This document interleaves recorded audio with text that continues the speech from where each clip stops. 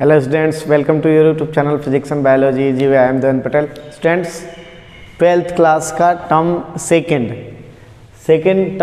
के according chapter number first लिया जाएगा और एनसीईआरटी के अकॉर्डिंग चैप्टर नंबर 8 जिसका नाम है इलेक्ट्रोमैग्नेटिक वेव, ये हम लोग आज करने वाले हैं। इसमें जो डिलीटेड पार्ट है, एक टॉपिक डिलीटेड है इस चैप्टर से due to COVID, displacement current, जिसको हम लोग नहीं करने वाले हैं।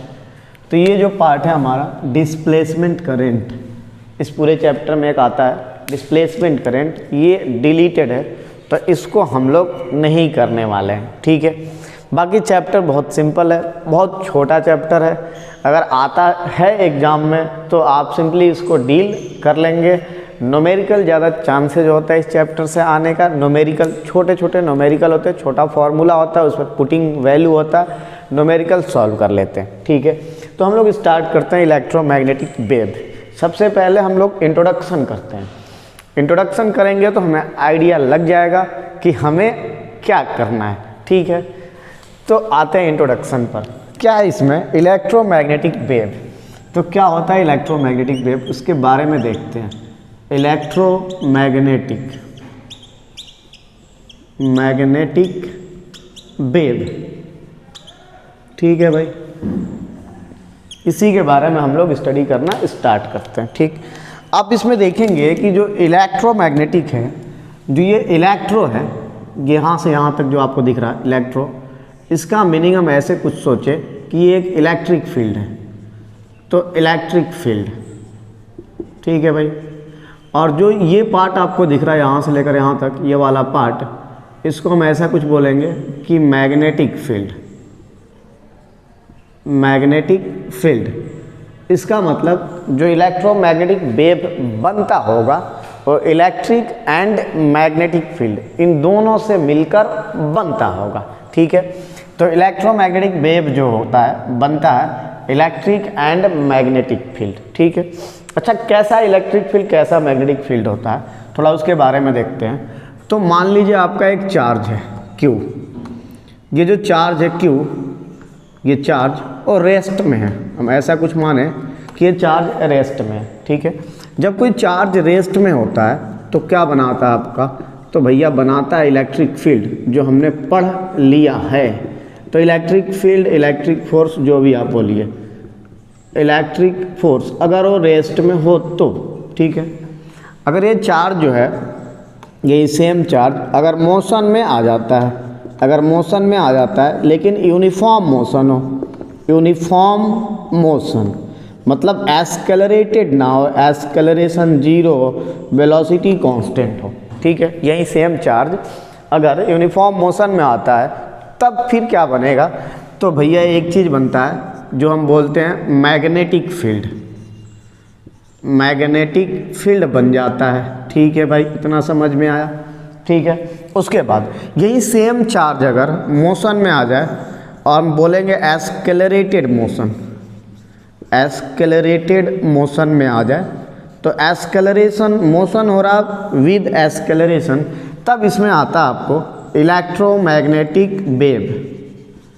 इलेक्ट्रोमैग्नेटिक वेव, इतनी बात समझ में आ गई कि जब ये एस्केलरेटेड मोशन होगा तो बनेगा हमारा इलेक्ट्रोमैग्नेटिक वेव। उसके बाद हम आगे करते हैं। ठीक है, आगे और भी इम्पॉर्टेंट है। इतना समझ में आया कि जब मोशन एस्केलरेटेड होगा तो इलेक्ट्रोमैग्नेटिक वेव बनेगा। तो ये इसका कंडीशन एक तो पता चला कि मोशन तो होना पड़ेगा बट एस्केलरेटेड होना पड़ेगा। वैसे अगर मोशन होता है तो मैग्नेटिक फील्ड बनेगा, रेस्ट में होता है तो इलेक्ट्रिक फील्ड बनेगा। मोशन में अगर आपका एस्केलरेटेड है, मीन्स नॉन यूनिफॉर्म मोशन है, तो बनेगा आपका इलेक्ट्रोमैग्नेटिक वेव। चलिए, इतनी बात समझ में आई, आगे देखते हैं। ठीक है, आगे देखते हैं। ये जो इलेक्ट्रोमैग्नेटिक वेव है, इसमें जो मोस्टली जो साइंटिस्ट वर्क कर रहे थे, इंट्रोडक्शन हम लोग कर रहे हैं, थोड़ा साइंटिस्ट के बारे में भी देख लेते हैं।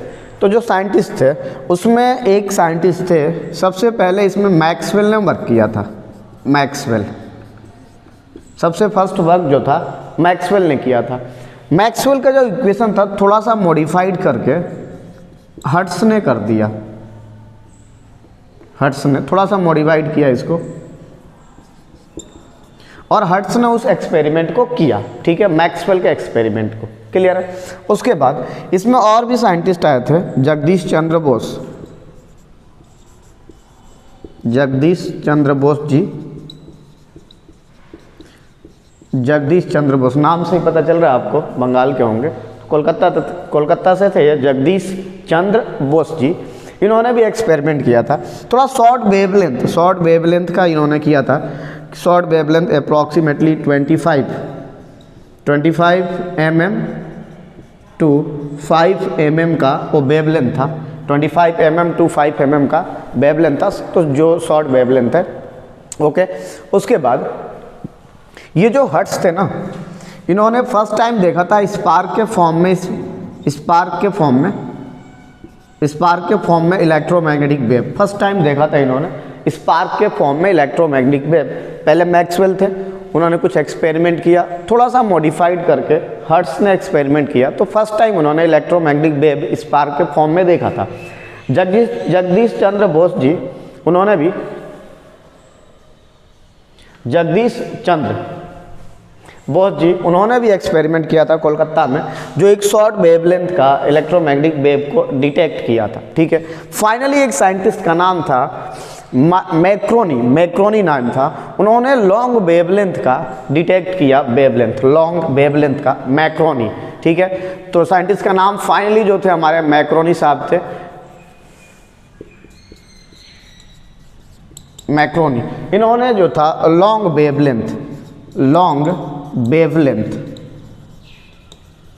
वेवलेंथ का वेव डिटेक्ट किया, जो हम लोग कम्युनिकेशन सिस्टम में यूज करते हैं, रेडियो वेव कम्युनिकेशन सिस्टम,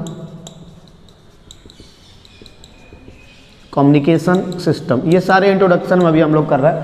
ठीक है, तो फाइनली मैक्रोनी ने, इटली में किया था मैक्रोनी ने, लॉन्ग वेवलेंथ का डिस्कवरी किया, डिटेक्ट किया, और फिर उन्हें पता चला कि अच्छा वेवलेंथ लॉन्ग रेंज का होता है, तो फिर लॉन्ग रेंज का जो वेवलेंथ है हम लोग यूज कर लेते हैं किसमें, कम्युनिकेशन सिस्टम में, रेडियो वेव, टेलीविज़न, बात करने के लिए मोबाइल में। ओके, तो ये था कुछ साइंटिस्ट के बारे में जो इलेक्ट्रोमैग्नेटिक वेव का वर्क किए थे। ठीक है, अब आते हैं मेन अपना टॉपिक जो है। उसके बाद जो इलेक्ट्रोमैग्नेटिक वेव होता है, इलेक्ट्रोमैग्नेटिक वेव, तो जो ऑप्टिक्स में जो रिस्पॉन्सिबल होता है इलेक्ट्रिक फील्ड होता है। ठीक है, ऐसा क्यों होता है, क्योंकि electric field upon magnetic field जो होता है वो सी होता है, तो जो इलेक्ट्रिक फील्ड होता है ग्रेटर देन मैग्नेटिक फील्ड होता है। आप यहाँ देखेंगे कि electric field is equal to c times of magnetic field, और यहाँ पर जो सी है वो वेलोसिटी ऑफ लाइट। ठीक है, सी वेलोसिटी ऑफ लाइट। तो हम इसलिए बोलते हैं कि जो ऑप्टिकली इलेक्ट्रोमैग्नेटिक वेव जो रिस्पॉन्सिबल होता है इलेक्ट्रिक फील्ड होता है, तो ऑप्टिकली इलेक्ट्रिक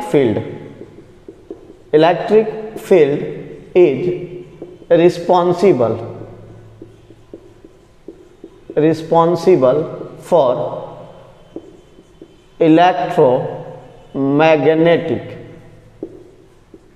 इलेक्ट्रोमैग्नेटिक वेव। एक तो पॉइंट यहाँ पर से क्लियर होता है कि इलेक्ट्रिक फील्ड हमारा रिस्पॉन्सिबल है इलेक्ट्रोमैग्नेटिक वेव के लिए। ठीक है, उसके बाद इलेक्ट्रोमैग्नेटिक वेव को वैक्यूम में आपको अगर स्पीड लेना है तो आप लेंगे velocity of light, the speed of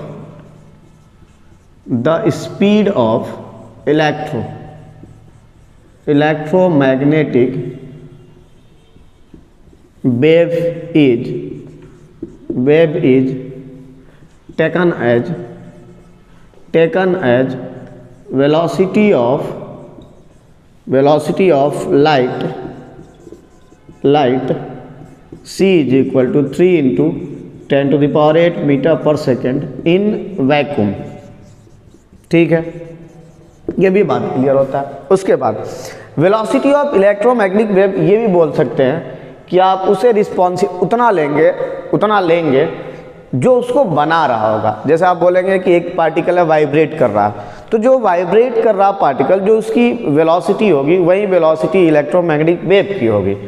velocity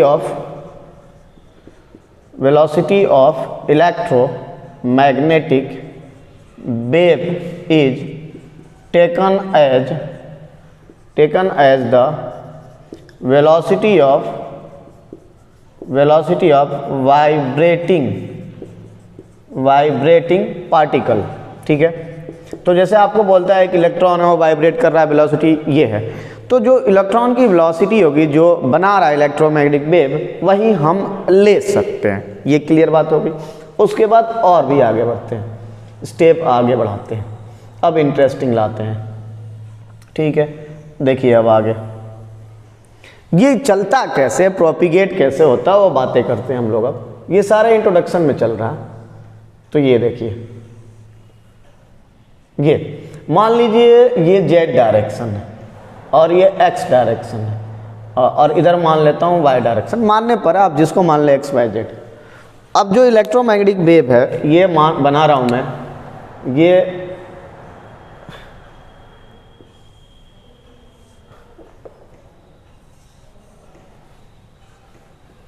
और दूसरे कलर से बना देता हूँ इस साइड में, ये ठीक है। अब इसमें क्या होता है कि मान लीजिए ये वाला जो है ना, ये इलेक्ट्रिक फील्ड है और ये जो है इसका मैग्नेटिक फील्ड है, मैग्नेटिक फील्ड, और ये मैग्नेटिक फील्ड है और ये इसका इलेक्ट्रिक फील्ड है। चलिए इतनी बात समझ में आ रही है, ठीक है। अब इसमें क्या होता है कि जो इलेक्ट्रिक फील्ड होता है, जो मैग्नेटिक फील्ड होता है, जो प्रोपिगेशन होता है, जिस डायरेक्शन में ट्रैवल करता है वेव, तो ये जेड है प्रोपिगेशन, ये तीनों म्यूचुअली परपेंडिकुलर होते हैं। तो अभी तक का सबसे इंपॉर्टेंट पॉइंट क्या हुआ कि electric field, magnetic field and propagation, ये तीनों जो होते हैं म्यूचुअली परपेंडिकुलर होते हैं, ठीक है। तो electric field perpendicular to the magnetic field, perpendicular to the direction of propagation, direction of propagation. तो ये बहुत इंपॉर्टेंट पॉइंट है यहाँ पर कि ये तीनों जो होते हैं म्यूचुअली परपेंडिकुलर होते हैं। तो इलेक्ट्रिक फील्ड अगर मान लीजिए एक्स डायरेक्शन में है तो मैग्नेटिक फील्ड वाई डायरेक्शन में होगा, प्रोपिगेशन जेड डायरेक्शन में होगा। इसका मीनिंग है कि इलेक्ट्रिक फील्ड जो है एक्स डायरेक्शन में और प्रोपिगेट कर रहा है जेड डायरेक्शन में, मैग्नेटिक फील्ड जो है वाई डायरेक्शन में और प्रोपिगेट कर रहा है जेड डायरेक्शन में, ठीक है। तो इसका मीनिंग है कि एक्स जो डायरेक्शन है उसमें इलेक्ट्रिक फील्ड है, वाई डायरेक्शन है उसमें मैग्नेटिक फील्ड है, और जो प्रोपिगेशन हो रहा है मतलब ट्रैवलिंग जो कर रहे हैं, जो ट्रैवल कर रहे हैं वो कर रहे हैं जेड डायरेक्शन में। ये मीनिंग निकला यहाँ से। तो अभी तक का सबसे इंपॉर्टेंट पॉइंट बनता है कि ये तीनों म्यूचुअली परपेंडिकुलर होते हैं, ठीक है। आगे बढ़ते हैं, थोड़ा सा इंट्रोडक्शन और बढ़ाते हैं, ठीक है। अभी तक हमने इंट्रोडक्शन में क्या किया कि ये electric field and magnetic field से बनता है, ठीक है। चार्ज अगर रेस्ट में होगा तो इलेक्ट्रिक फील्ड होगा, चार्ज अगर मोशन में होगा तो मैग्नेटिक फील्ड बन जाएगा, चार्ज मोशन में होगा एस्केलरेटेड हो जाएगा तो इलेक्ट्रोमैग्नेटिक वेव बन जाएगा। तभी इसका नाम है electromagnetic wave, electric plus magnetic. 3 mainly scientist, 4 scientist थे, Maxwell, Hertz, Jagdish Chandra Bose ji and Marconi, Italy के साइंटिस्ट। इन्होंने ये इलेक्ट्रोमैग्नेटिक वेव पर वर्क किया था। फर्स्ट मैक्सवेल ने किया था, फिर मॉडिफाइड किया हर्ट्ज ने, फिर जगदीश चंद्र बोस जी ने डिटेक्ट किया इलेक्ट्रोमैग्नेटिक वेव का 25 से 5 mm तक शॉर्ट वेवलेंथ का। मार्कोनी ने किया था लॉन्ग वेवलेंथ का डिटेक्शन, ठीक है। उसको रेडियो वेव कम्युनिकेशन सिस्टम में हमने यूज कर लिया था, ठीक है। फर्स्ट टाइम हर्ट्ज ने स्पार्क में देखा था इलेक्ट्रोमैग्नेटिक वेव, ठीक है भाई। अब इलेक्ट्रोमैग्नेटिक वेव का कुछ एग्जाम्पल ऐसे आप ले सकते हैं, जैसे आप बोलेंगे कि सबसे बेस्ट एग्जाम्पल तो लाइट है, light wave is the electromagnetic wave. सबसे बेस्ट एग्जाम्पल तो यही है, लाइट वेव। उसके बाद आप बोल सकते हैं गामा, बहुत सारे हैं, अभी पढ़ेंगे हम लोग। Gamma wave, gamma ray, microwave,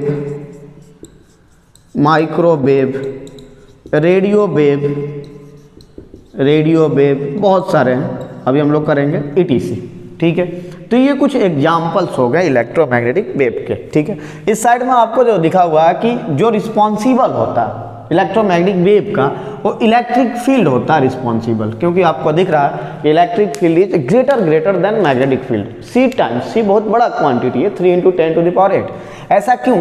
क्योंकि आपने एक जो कैपेसिटर था उसमें जब हमने पढ़ा था कि जब इलेक्ट्रिक फील्ड और मैग्नेटिक फील्ड का आप फॉर्मूला निकालते थे जब डिवाइड करते थे तो एक टर्म आता था आपका epsilon naught and mu naught is equal to 1/c², ये, और वहाँ से एक और आता था कि B0/E0 is equal to 1/c, divide करने के बाद वैल्यू रखने के बाद, तो वहीं से हमने इसको लिया है, ठीक है, इस वाले टर्म को। तो इलेक्ट्रिक फील्ड, तो ऑप्टिकली जो optically electric field is responsible for the electromagnetic wave, ठीक है। उसके बाद the speed of electromagnetic wave is taken as a velocity of light. आप इलेक्ट्रोमैग्नेटिक वेव का स्पीड कितना लेंगे, अगर गिवन नहीं है तो आप वेलोसिटी ऑफ लाइट जो है ना उसको हम लोग ले लेंगे, ठीक है, वैक्यूम में। उसके बाद वेलोसिटी ऑफ इलेक्ट्रोमैग्नेटिक वेव आपसे बोले कितना लेना है, तो आप देखेंगे कि उसमें जो पार्टिकल रिस्पॉन्सिबल है इलेक्ट्रोमैग्नेटिक वेव बनाने के लिए उसकी वेलोसिटी कितनी है, तो डायरेक्टली हम उसको ले सकते हैं, ठीक है। लाइट वेव, गामा वेव, सबसे बेस्ट तो आपको इलेक्ट्रोमैग्नेटिक वेव लाइट वेव ही है, और इसी पर अपने को नेक्स्ट चैप्टर में वर्क करना है, ठीक है। इसमें सबसे मस्ट इंपॉर्टेंट यहाँ से स्टार्ट होता है आपको कि ये जो इलेक्ट्रोमैग्नेटिक वेव है और जो इलेक्ट्रोमैग्नेटिक वेव है जिसमें इलेक्ट्रिक फील्ड मैग्नेटिक फील्ड है, ये दोनों आपस में परपेंडिकुलर होते हैं, electric field and magnetic field. उसके बाद आपको जो परपेंडिकुलर होंगे वो डायरेक्शन ऑफ प्रोपिगेशन के परपेंडिकुलर होंगे, मतलब 3 क्वांटिटी है, आपको इलेक्ट्रिक फील्ड है, मैग्नेटिक फील्ड है और किस डायरेक्शन में ट्रेवल कर रहे हैं, ये तीनों म्यूचुअली परपेंडिकुलर होते हैं। ये सबसे इंपॉर्टेंट पॉइंट यहाँ पर बनता है। तो ये I think introduction. Okay students, तो हमने इंट्रोडक्शन हम लोग कर रहे थे। अब क्या उसमें कि इलेक्ट्रोमैग्नेटिक वेव जो है क्या क्या फॉलो करता है, तो एक हम बोल सकते हैं कि भैया वो रिफ्लेक्शन तो फॉलो करेगा ही, तो लाइट में भी तो रिफ्लेक्शन होता है ना, तो रिफ्लेक्शन फॉलो करेगा। तो हम लोग इसमें क्या पढ़ते हैं, इलेक्ट्रोमैग्नेटिक वेव में रिफ्लेक्शन, ठीक है। आगे हम लोग करने वाले लाइट में रिफ्लेक्शन तो करेगा, रिफ्रैक्शन भी करेगा, वो कहाँ से जाएगा, रिफ्रैक्शन भी होगा, ठीक है भैया, रिफ्रैक्शन भी होने वाला है, ठीक है। अब रिफ्रैक्शन हो रहा तो आगे इंटरफेरेंस भी होगा, इंटरफेरेंस भी होगा, इंटरफेरेंस। अब इंटरफेरेंस है तो डिफ्रैक्शन भी लिख लेते हैं, डिफ्रैक्शन भी होने वाला है, और एक पोलराइजेशन भी होगा भाई, वो कहाँ से जाएगा, पोलराइजेशन। अब ये जो पोलराइजेशन है ना ये डिलीटेड है ड्यू टू कोविड, ये वाला पार्ट जो है और डिलीटेड है, ठीक है। कोविड-19 ये वाला पार्ट आपका डिलीटेड है, ठीक है, कोविड-19 के चलते ये डिलीट हो गया सिलेबस में इस बार, ठीक है। उसके बाद चलिए अब थोड़ा सा और देखते हैं, थोड़ा सा इंट्रोडक्शन है, फिर टॉपिक पर आते हैं हम लोग, ठीक। अब जो आपका लाइट वेव है ना, लाइट वेव जो लाइट वेव है वो ट्रांसवर्सल नेचर का होता है, ये एक ट्रांसवर्सल नेचर का होता है, ट्रांसवर्सल नेचर। अब ये ट्रांसवर्सल क्या होता है इसको भी देख लेते हैं। लाइट वेव में ट्रांसवर्सल नेचर होता है, क्या होता है ट्रांसवर्सल, लाइट वेव ऐसे प्रोपिगेट होता है एनर्जी, ठीक है, ये है क्लियर। इसमें जो है आपका कि ये जो डायरेक्शन है ना, ये डायरेक्शन, तो ये ऑसिलेशन की है, ये डायरेक्शन ऐसे ऑसिलेट करते हुए जाता है, ठीक है, ऐसे ऑसिलेट करते हुए, और ये जो डायरेक्शन है ना, ये डायरेक्शन वो प्रोपिगेशन की है। तो इस डायरेक्शन में लाइट वेव जो है ना प्रोपिगेट करता है, प्रोपेगेशन, ठीक है। और ये वाला जो डायरेक्शन है आपको ये दिख रहा है, ये ऑसिलेशन की डायरेक्शन है ये, तो इस साइड में ऑसिलेशन होता है, मीन्स वाइब्रेशन। तो इसके बीच में जो एंगल बनता है ना वो 90 डिग्री बनता है। जब ऐसा सिचुएशन आ जाता है उसको बोलते हैं ट्रांसवर्स, इसलिए लाइट वेव जो है वो ट्रांसवर्सल है, ठीक है। जो साउंड वेव होता है, साउंड वेव वो एक लॉन्गिट्यूडनल होता है, लॉन्गिट्यूडनल वेव होता है, ठीक है। अच्छा, लॉन्गिट्यूडनल कैसा होता है, तो जो हमारा साउंड वेव है ऐसे चलता है, मान लीजिए पहले उसने कंप्रेशन हुआ तो ऐसे कंप्रेस होगा ये, तो ये वाला कंप्रेशन हो गया, कंप्रेशन। उसके बाद रेयर फ्रैक्शन होगा, मतलब टेंशन होगा, दूर दूर हो जाएंगे ये, तो ये रेयर फ्रैक्शन हो गया, रेयर फ्रैक्शन, और ऐसे जाते हैं ये, ठीक है। तो जो इसकी ऑसिलेशन की डायरेक्शन ये है, इसी डायरेक्शन में ऑसिलेट होते हैं, ऑसिलेशन इसी डायरेक्शन में ये ऑसिलेट करेंगे, आगे जाएंगे, ठीक है। और जो वाइब्रेशन होता है ना इसी डायरेक्शन में होता है, ऐसे करते हुए जाते हैं ये। तो ऑसिलेशन भी इसी डायरेक्शन में, प्रोपिगेशन भी है जो इसी डायरेक्शन में, प्रोपिगेशन एंड ऑसिलेशन। तो ऑसिलेशन भी इसी डायरेक्शन में, प्रोपिगेशन भी इसी डायरेक्शन में, तो जो थीटा हो जाता है 0 डिग्री हो जाता है बिटवीन ऑसिलेशन एंड प्रोपिगेशन। जब इस टाइप का सिचुएशन आता है उसको बोलते हैं लॉन्गिट्यूडनल वेव, ठीक है। तो साउंड वेव जब जो होता है लॉन्गिट्यूडनल होता है, और जो लाइट वेव होता है ट्रांसवर्सल होता है, ठीक है। तो ये फिलहाल इंट्रोडक्शन सफिशिएंट है, इतना आगे का पार्ट हमें सिंपल करने के लिए, ठीक है। चलिए हम लोग स्टार्ट करते हैं नेक्स्ट टॉपिक, जिसका नाम है नेचर ऑफ इलेक्ट्रोमैग्नेटिक वेव, ठीक है। नेचर मीन्स अब सारे फॉर्मूला हम लोग इसी में करने वाले हैं, नेचर ऑफ इलेक्ट्रोमैग्नेटिक वेव।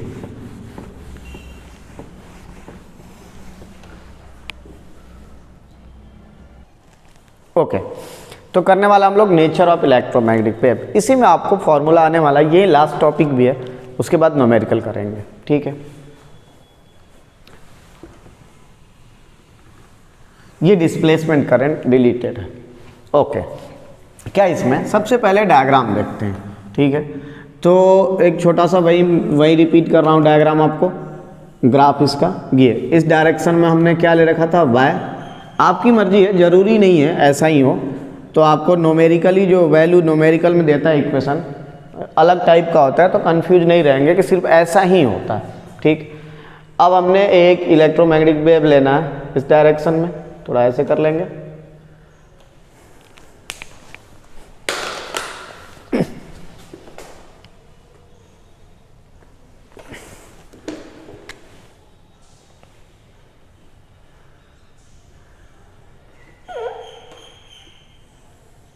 चलिए ठीक है, इतना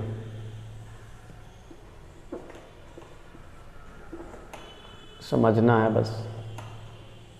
ओके, ठीक है, वही सेम स्टोरी थी हमारी। ये इलेक्ट्रिक फील्ड, ये मैग्नेटिक फील्ड, ये मैग्नेटिक फील्ड, और ये प्रोपिगेशन की डायरेक्शन जो हमने ऐसे बनाया था, एक बना लेता हूँ। ये इलेक्ट्रिक फील्ड है थी और ये मैग्नेटिक फील्ड थी, ठीक है भाई।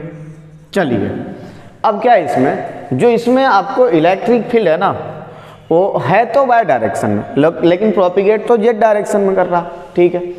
तो जो आपको इलेक्ट्रिक फील्ड यहाँ लिखा हुआ है, इलेक्ट्रिक फील्ड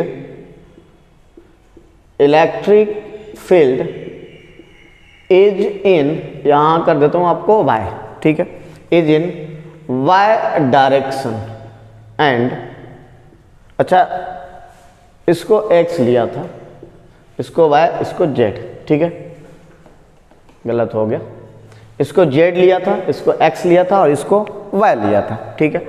तो अगर e x कर देते हैं, electric field in x direction and propagating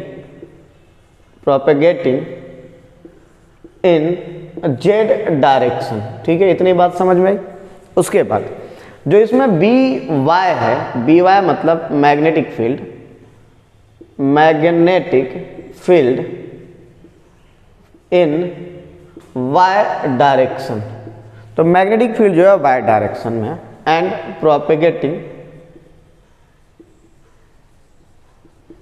propagating in Z direction. अच्छा, ये जो प्रोपिगेशन हो रहा है ना साइनोसॉइडली हो रहा है। अब कॉस का भी बना सकते हैं, आपको क्वेश्चन में आता है कॉस थीटा भी रहेगा जो इक्वेशन बनने वाला, लेकिन अभी हमने जो ग्राफ बनाया वो साइन का बनाया है, तो आप इसमें वर्ड यूज कर सकते हैं कि ये दोनों जो है ना साइनोसॉइडली है,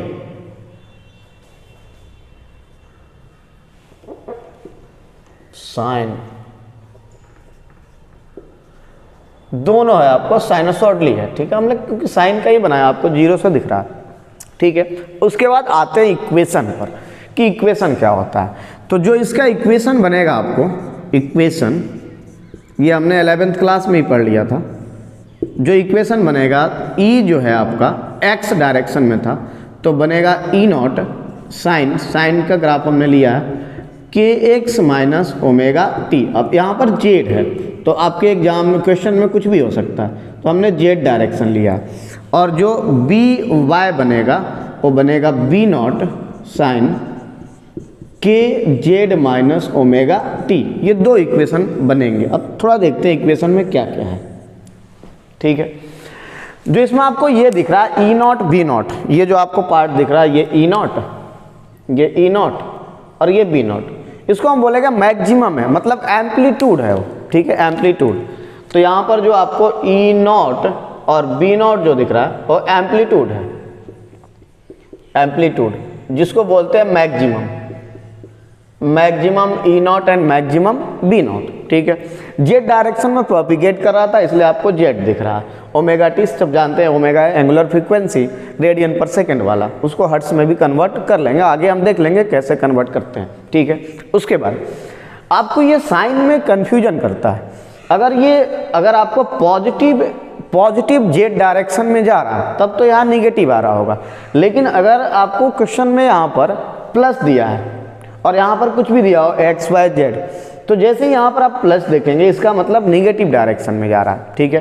तो ये निगेटिव जो आपको बता रहा है कि ये जब जहाँ भी जा रहा हो पॉजिटिव डायरेक्शन में जा रहा है, पॉजिटिव डायरेक्शन, ठीक है, निगेटिव दिखा रहा है। लेकिन अगर यहाँ पर निगेटिव ना होता, यहाँ पर मान लीजिए कि प्लस है, यहाँ पर प्लस है इस वाले जगह पर, तो आपको ये दिखाएगा प्लस होने के साथ जैसे ही प्लस हुआ ये बता रहा है कि अब ये निगेटिव डायरेक्शन में ट्रैवल कर रहा है, निगेटिव डायरेक्शन में। तो ये कभी कभी क्वेश्चन आता है और आपको कंफ्यूज भी करता है कि किस डायरेक्शन में ट्रैवल कर रहा है। अगर पॉजिटिव है तो निगेटिव डायरेक्शन में, अगर निगेटिव है तो पॉजिटिव डायरेक्शन में, ठीक है। हमने निगेटिव फॉर्मूला लाया है, हमने पॉजिटिव डायरेक्शन में लिया था इसको, ठीक है। तो इतनी बात हमें यहाँ तक समझ में आ गई, ठीक। इसमें जो आपको के दिख रहा है ना, के ओ क्या है, तो के एक कांस्टेंट है, कांस्टेंट है के, बोलते क्या है इसको, के एक कांस्टेंट है जो आपको इसमें दिख रहा, के एक कांस्टेंट है।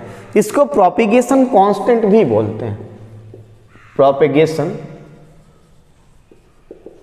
कांस्टेंट। इसको एंगुलर वेव नंबर भी बोलते हैं, ये सबसे इंपॉर्टेंट है, एंगुलर वेव नंबर, ये इंपॉर्टेंट है, एंगुलर वेव नंबर, ठीक है। इसको एंगुलर वेव वेक्टर भी बोलते हैं। तो एंगुलर वेव नंबर है के। इसकी जो डायरेक्शन होती है ना, डायरेक्शन प्रोपिगेशन से डिसाइड होता है, किस साइड में प्रोपिगेट हो रहा, उसी से इसकी डायरेक्शन को हम डिसाइड करते हैं, ठीक है। जो के होता है आपका वो होता है 2 पाई अपॉन लेमडा, ये बहुत इंपॉर्टेंट है, के is equal to 2 pi upon lambda, जहाँ पर लेमडा आपको पता है वेव लेंथ है, लेमडा यहाँ पर वेवलेंथ है, जिसको हम मीटर में रखेंगे अगर ऐसा यूनिट में रखते हैं तो, ठीक है। तो के जो एंगुलर वेव नंबर है 2 पाई अपॉन लेमडा होता है, ठीक है, क्लियर है। इसको हम लोग याद रखेंगे, आगे काम आने वाला है, बहुत ज़्यादा काम आने वाला है, ठीक। उसके बाद अगर हम इसमें बात करें आपको कि वेलोसिटी क्या होगी, वेव वेलोसिटी, तो जो वेव वेलोसिटी हो क्या आने वाला, वेव वेलोसिटी, ठीक है। जो वेव वेलोसिटी आने वाला है उसको हम लोग c से लिख लेते हैं। तो एक रिलेशन आपको याद करना होगा, क्या याद करना है कि c इज इक्वल टू जो होता है ओमेगा, जो ओमेगा होता है वो c इंटू के होता है, मतलब c जो होगा ओमेगा इंटू के। ये याद नहीं करना, मैं निकाल कर आपको दिखा देता हूँ कि कहाँ से आता है।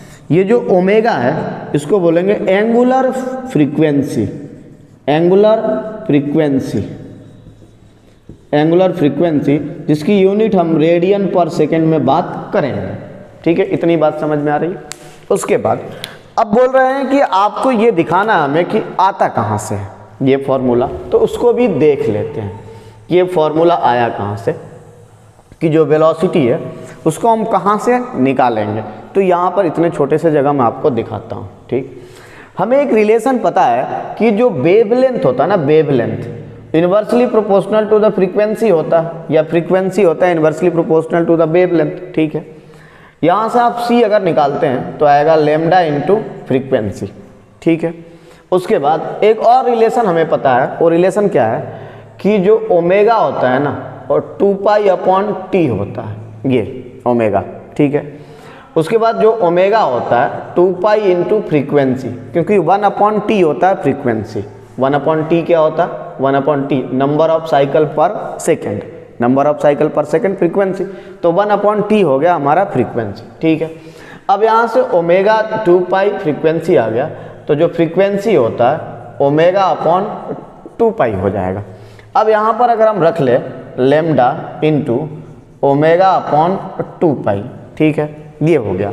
अब आपको यहाँ दिख रहा है कि 2 pi upon lambda, 2 pi upon lambda जो होता है के होता है, तो अगर आप यहाँ से लेमडा निकाल लेंगे तो 2 पाई अपॉन के होगा लेमडा, और यहाँ रख लेंगे तो c is equal to 2 pi upon k into omega upon 2 pi, ये कट जाएगा तो यहाँ से मिलेगा आपको c is equal to omega upon k, तो omega is equal to c into k, ठीक है। तो ये फॉर्मूला मैं आपको बता रहा था कि c is equal to omega upon k, और यहाँ से omega is equal to c into k. तो इसको ये कहीं और से नहीं आया, याद नहीं करना आपको, अगर आप भूल गए तो वहाँ से निकाल सकते हैं। 2-4 फार्मूला है, फिर से आपको मैं बताता हूँ कि इसमें कौन कौन सा फार्मूला यूज करते हैं, वो मैं आपको यहाँ दिखाता हूँ, ठीक है।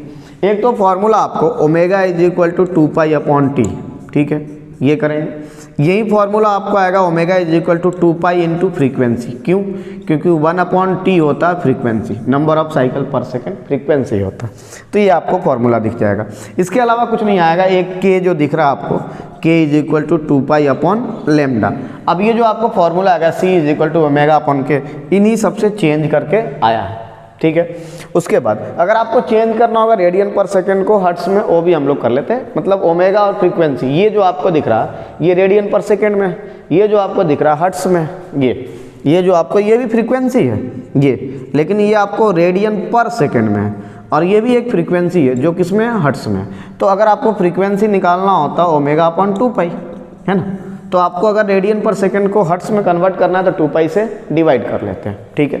तो ये इसका एक इस साइड के, इसका इस साइड में जो लिखा हुआ ये फॉर्मूला कैसे आया वो लिखा हुआ।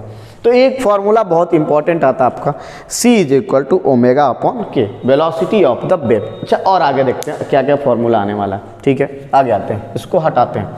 अब इस डायग्राम से कोई अपने को मतलब है नहीं, अब सिर्फ फॉर्मूला देख रहे हैं क्या क्या आ रहा, तो इस डायग्राम को भी हटा देते हैं और टॉपिक भी हटा देता हूँ।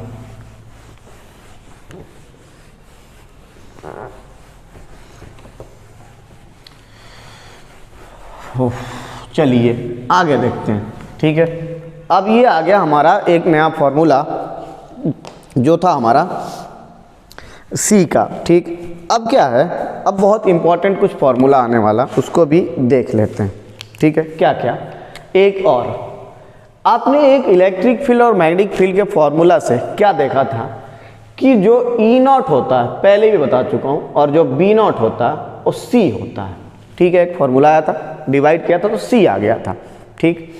तो जब अगर हम ऐसे बात करें कि जो सी आया था हमारा, मतलब epsilon naught and me not, ये एप्सिलॉन नॉट इलेक्ट्रिक वाले में आता है, ये मैग्नेटिक वाले में आता है, तो 1 अपॉन सी स्क्वायर आया था उन दोनों का।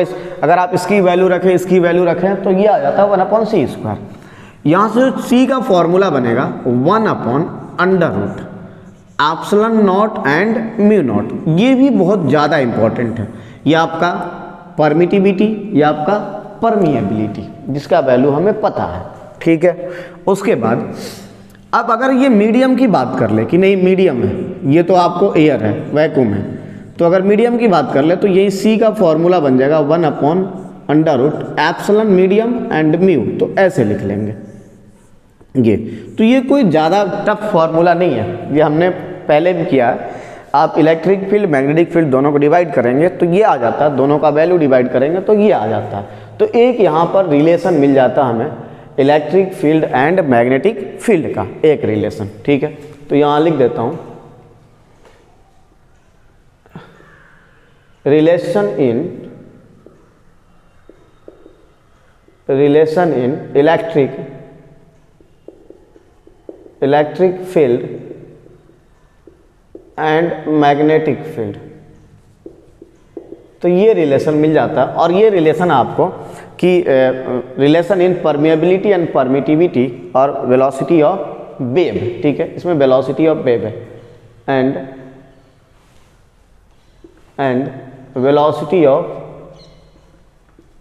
ऑफ वेव, ठीक है भाई। वेव में लाइट है तो लाइट है, ठीक। तो ये रिलेशन आता है। उसके बाद अगर इसमें अब आगे क्या बात करता है कि कितनी एनर्जी होगी इसमें, आखिर energy density due to electric field and due to magnetic field क्या आने वाला है उसको भी देख लेते हैं।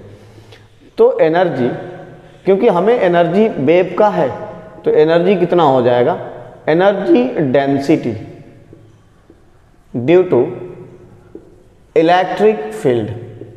तो ये भी फॉर्मूला अपने को पता है, क्या होता है कि 1 अपॉन, पहले ही हमें पता है, epsilon not into E square. ये फॉर्मूला हमने कहाँ देखा था, तो ये फॉर्मूला हमने कैपेसिटर में देखा था, ठीक है।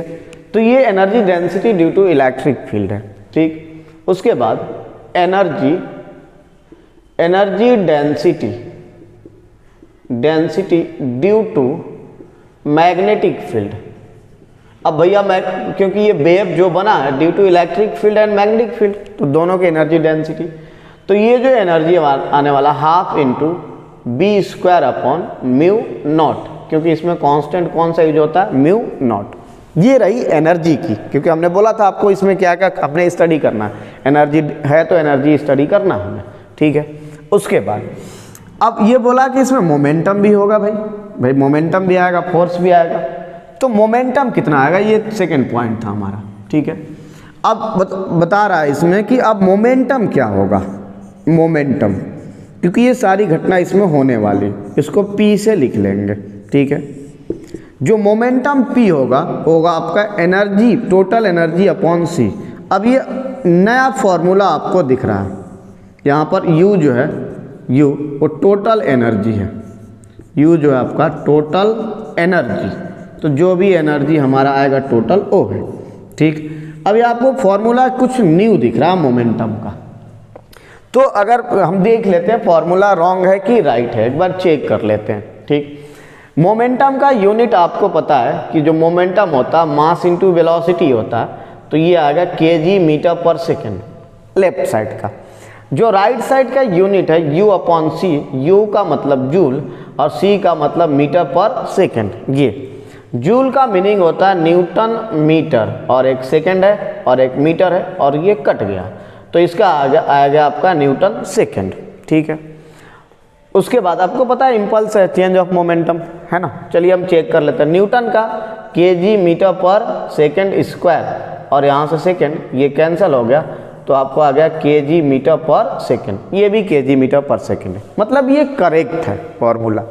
तो ये बात हुई मोमेंटम की कि अगर कोई वेव है तो कितना मोमेंटम होगा उसमें, ठीक है।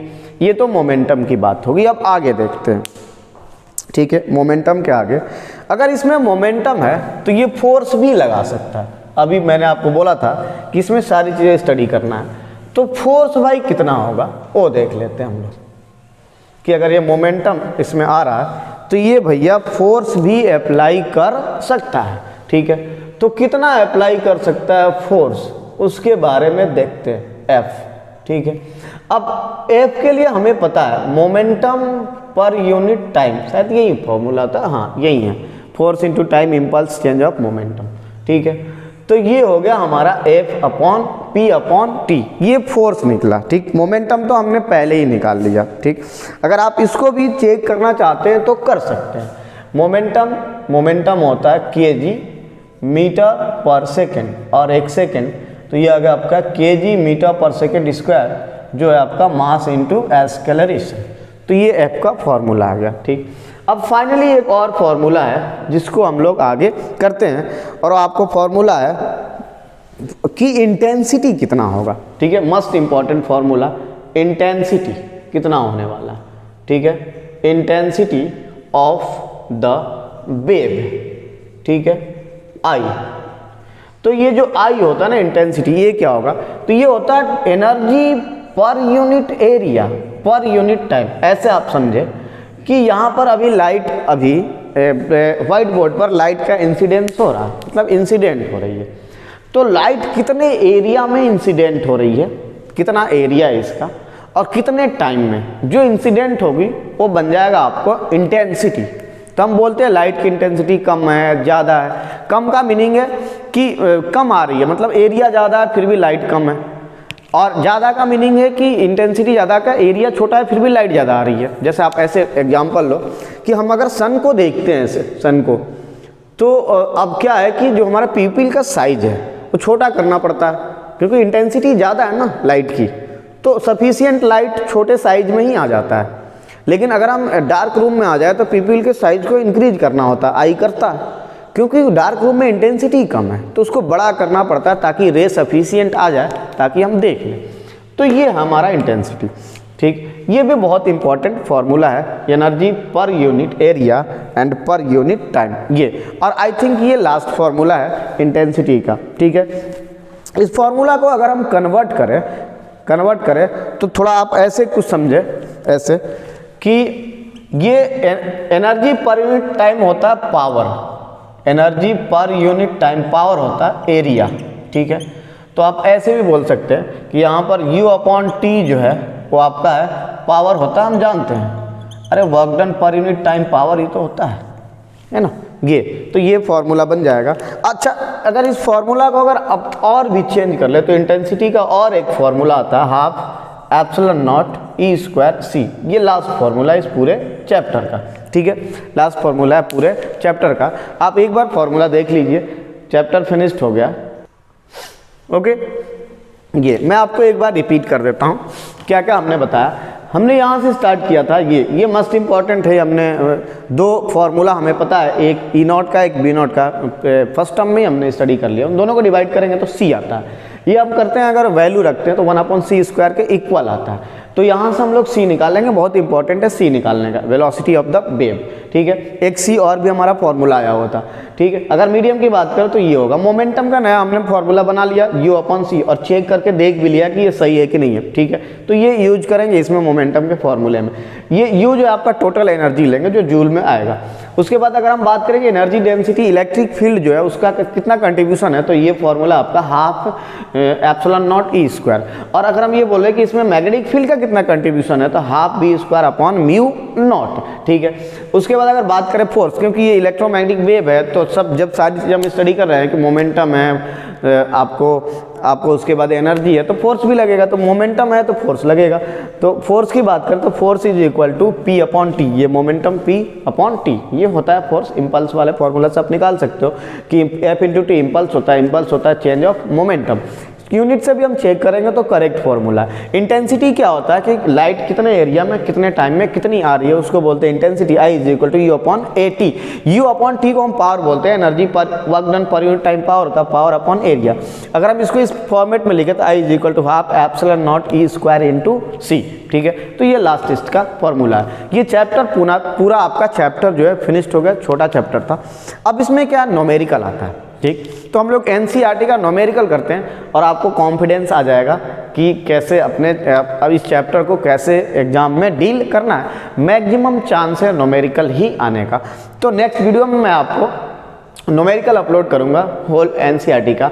यहाँ तक आप इसको स्टडी करिए, फॉर्मूला याद करिए, कॉन्सेप्ट को समझिए, ताकि न्यूमेरिकल आप इजीली किसी न्यूमेरिकल को आप हैंडल कर ले। पूरा NCERT का न्यूमेरिकल हम ओके बच्चों, तो न्यूमेरिकल करते हैं। अभी हमने थ्योरी कंप्लीट कर लिया पूरा चैप्टर, अब थोड़ा न्यूमेरिकल करके देखते हैं होता है या नहीं होता है, करके देख लेते हैं। क्वेश्चन नंबर 4 से स्टार्ट करते हैं, फिर आप बोलेंगे सर फर्स्ट सेकंड थर्ड क्या है। तो उसमें डिस्प्लेसमेंट करेंट है, कुछ क्वेश्चंस में डिस्प्लेसमेंट करेंट से रिलेटेड है जो इस बार के टॉपिक से डिलीटेड है, तो आएगा नहीं, इसलिए हमने डायरेक्ट 4 से स्टार्ट किया है, ठीक है। 4 में क्या आप देखिए, ए प्लेन इलेक्ट्रोमैग्नेटिक वेव, ठीक है, travel in vacuum in Z direction. किस डायरेक्शन में जा रहा भैया, जेड डायरेक्शन में जा रहा, ठीक है। What can you say about the direction of its electric and magnetic field. तो ये बोल रहा है इलेक्ट्रिक फील्ड और मैग्नेटिक फील्ड के डायरेक्शन के लिए आप क्या बोलना चाहते हैं, ठीक है। Field vector, if frequency of the wave is 13 megahertz, मिली नहीं है, अगर स्मॉल लिखा होता तो मिली होता, कैपिटल M लिखा है मतलब megahertz. What is it's wavelength, तो फिर इसका वेवलेंथ क्या होगा जब अगर ये फ्रीक्वेंसी हो तो, ठीक है भैया, बहुत सिंपल है। यहाँ सॉल्व करते हैं, क्वेश्चन नंबर 4 का सॉल्यूशन यहाँ करते हैं। ठीक है, क्या है देखते हैं। लाइट की थोड़ा कमी है।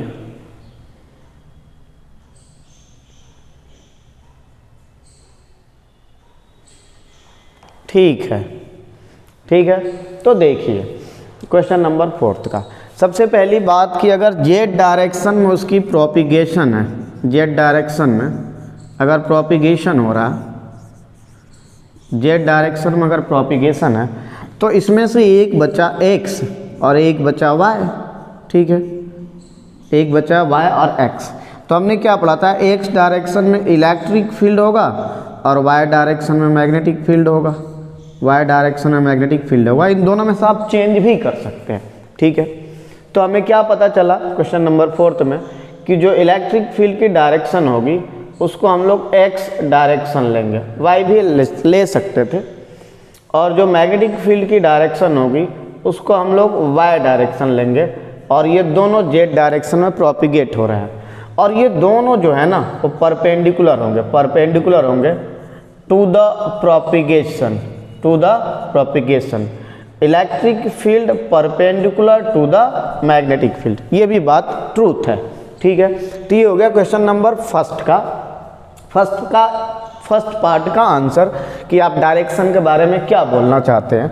तो इलेक्ट्रिक फील्ड x डायरेक्शन में होगा, मैग्नेटिक फील्ड y डायरेक्शन में होगा, या आप रिवर्स भी कर सकते हैं। ठीक है, उसके बाद जो बी पार्ट है कि अगर इसकी फ्रीक्वेंसी जो है वो आपको 30 मेगा हर्ट्स है, मेगा मीन्स 30 × 10⁻6 हर्ट्स चेंज करेंगे तो फिर वेवलेंथ कितना होगा। तो एक रिलेशन पता है कि जो फ्रीक्वेंसी होता है c/λ होता है। ठीक है, इन्वर्सली प्रोपोर्शनल होता है। तो यहाँ से लैम्डा बनेगा आपका c/फ्रीक्वेंसी, और c लिखेंगे 3 × 10⁸ फ्रीक्वेंसी 30 × 10⁻6 कन्वर्ट करने के बाद तो यहाँ से कुछ कैंसिल होगा, यहाँ 2 बचेगा, एक और कैंसिल कर देंगे, ऐसे लिख लेता हूँ सिंपल अच्छा लगेगा, 300/30। तो यहाँ से आपको कैंसिल होगा तो आ जाएगा 10।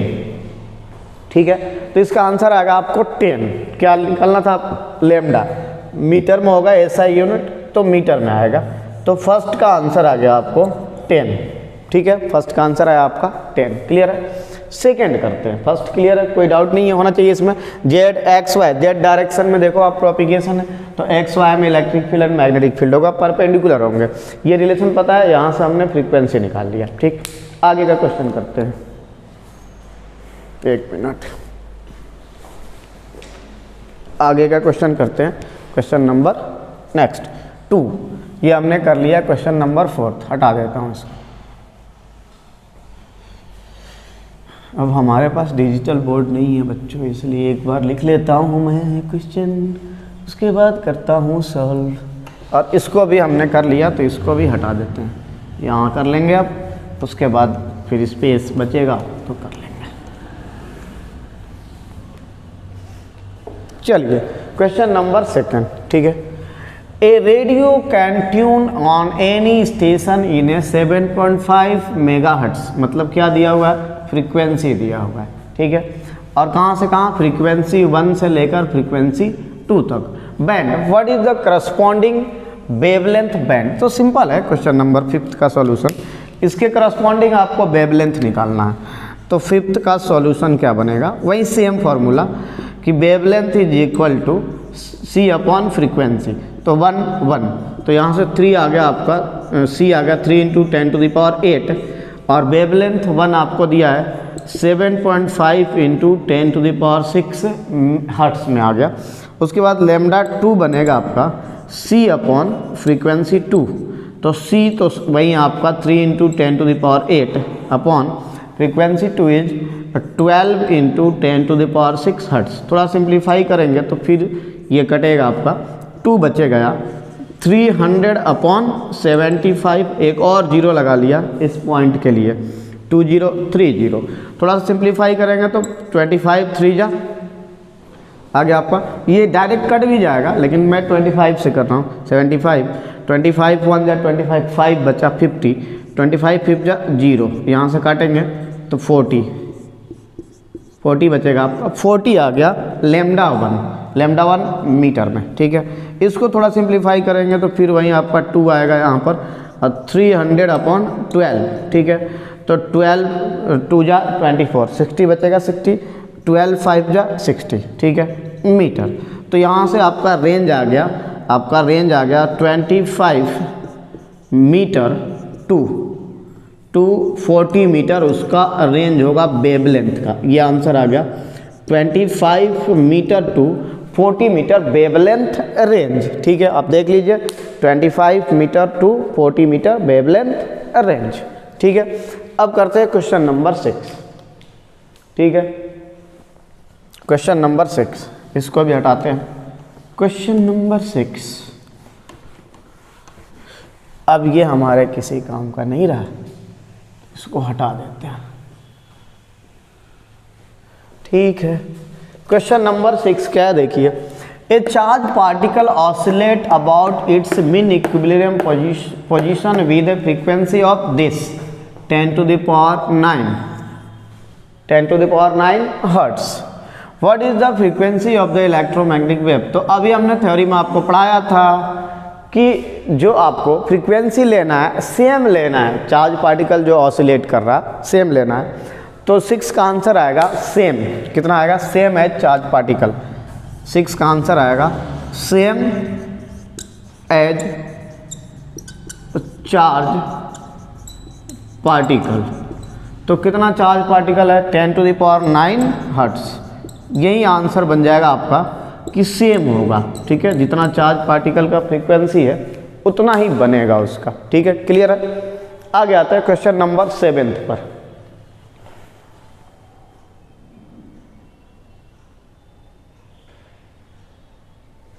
क्वेश्चन नंबर 7, ठीक है।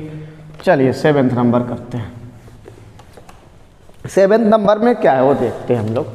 क्या लिखा है, the amplitude of a magnetic field part of A harmonic electromagnetic wave. ये आपको दिख रहा है मैक्सिमम एम्पलीट्यूड है, मैक्सिमम, ठीक है। What is the amplitude of the electric field part, ठीक है। 7 का सॉल्यूशन देखिए, 7 का।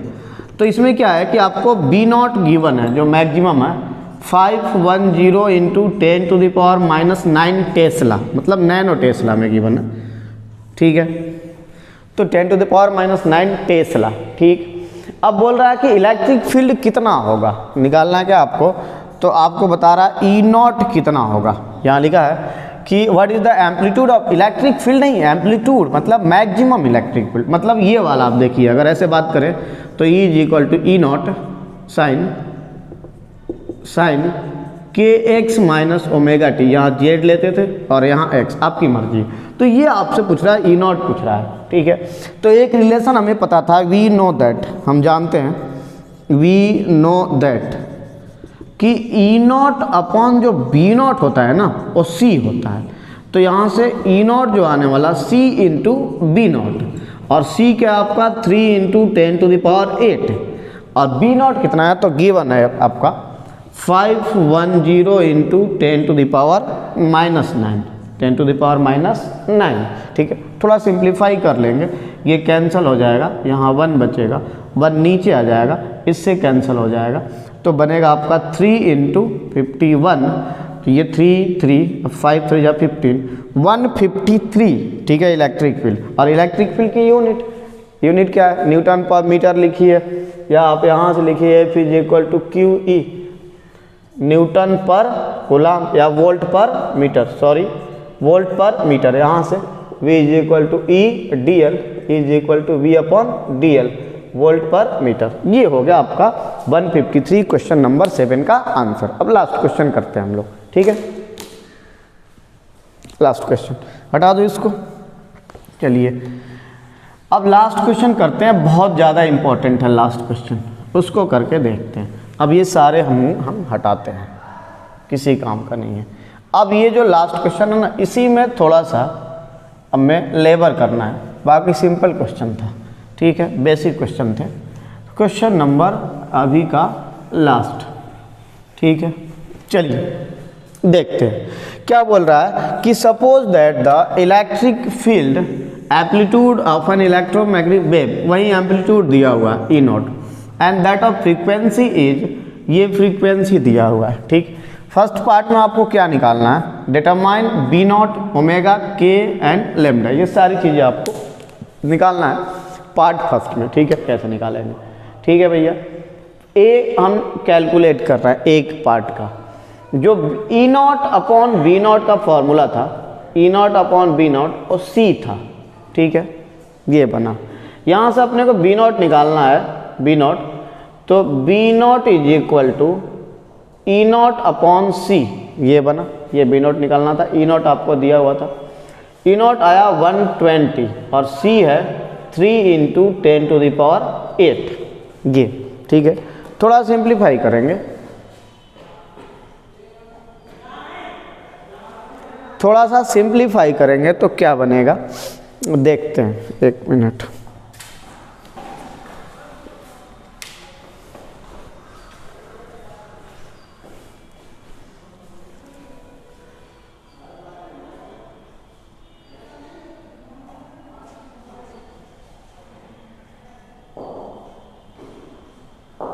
चलिए अब थोड़ा मैनेज हो जाएगा। तो यहाँ से सिंप्लीफाई करेंगे तो ये आएगा 40। ठीक है, तो 40 इंटू 10 टू द पावर -8, अगर अब जीरो कम कर लें तो आप लिख सकते हैं 4 इंटू 10 टू द पावर -9, 7, ऐसे कर लेते हैं।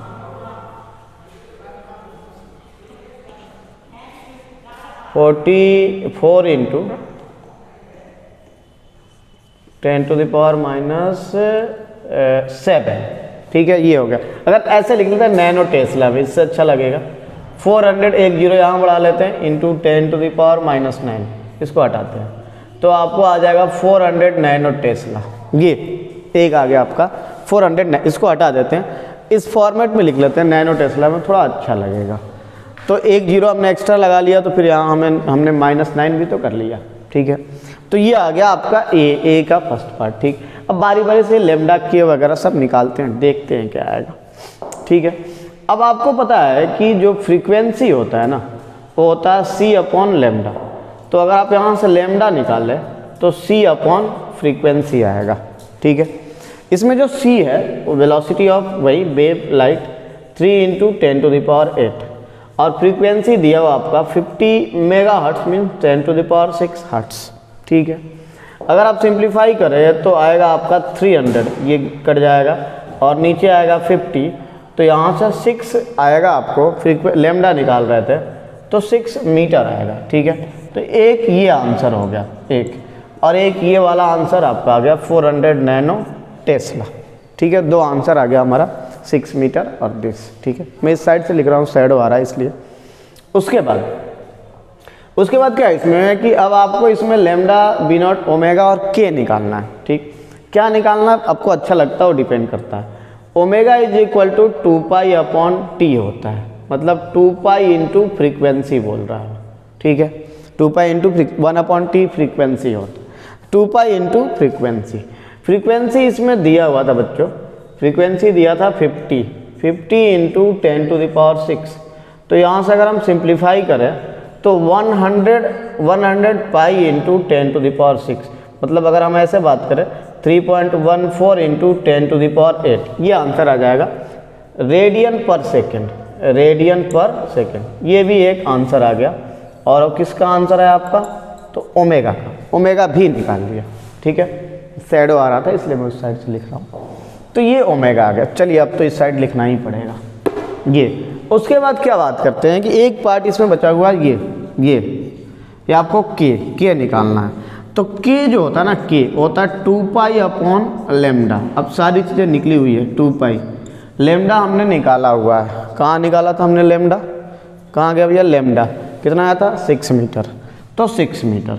तो यहाँ से आ गया आपका पाई अपॉन 3, ये आ गया के। तो के की वैल्यू हमने निकाल ली पाई अपॉन 3। चलिए के भी हो गया, सारी चीज़ें हमने निकाल लिया। ठीक है, सिंप्लीफाई नहीं करेंगे, ऐसे ही छोड़ देंगे। K is equal to 2 pi upon lambda होता है, के is equal to 2 pi upon lambda. 2 pi lambda हमने निकाल लिया था 6 मीटर, तो ये आ गया पाई अपॉन 3 के। आगे आते हैं बच्चों बी पार्ट पर, ठीक है। बी पार्ट इंपॉर्टेंट है, इसको हटा देते हैं, पूरा हटा देते हैं, बी पार्ट पर आते हैं। चलिए बी पार्ट की बातें कर लेते हैं, ठीक है, ओके। तो बी पार्ट देखिए, बी पार्ट में क्या है, बी पार्ट की थोड़ा बातें कर लेते हैं।